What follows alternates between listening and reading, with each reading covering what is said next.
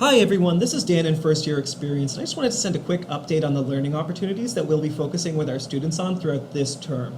So we have 15EW3 entering into their second term. We know that surveys are going to be sent out to those students in week 6, so we'll be collecting data on what lessons we'll have taught them up to that point. And we also have 15EW4 students just getting started in their classes here.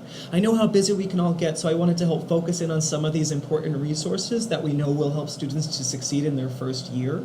Obviously, know that as an advisor, you know your students better than anybody else. So we're going to provide a series of resources for you, and you can use that as you see fit with your specific population. We just want to make sure that you know we're creating this bank of resources so that way you can quickly help your students in need, and you won't need to recreate the wheel or add anything extra to your plate. But obviously, I encourage you to tailor some of those resources to your specific students and to the needs that you see fit over any given term.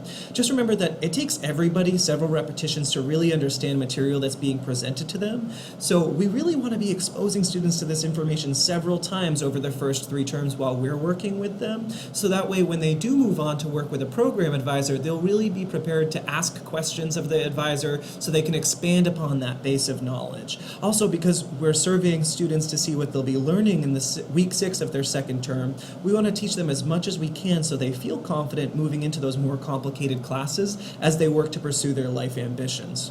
We'll be expanding upon third term data once we get our results back from that initial survey.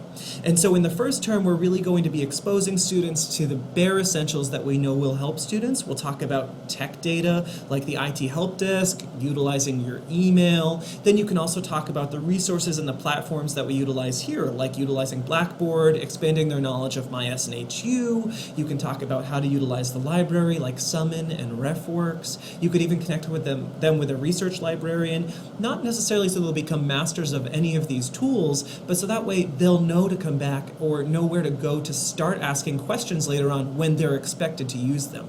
Same thing goes for tutoring services. We're going to be utilizing the Writing Center and content tutors wherever and whenever necessary, and we'll provide you with all of that information moving forward.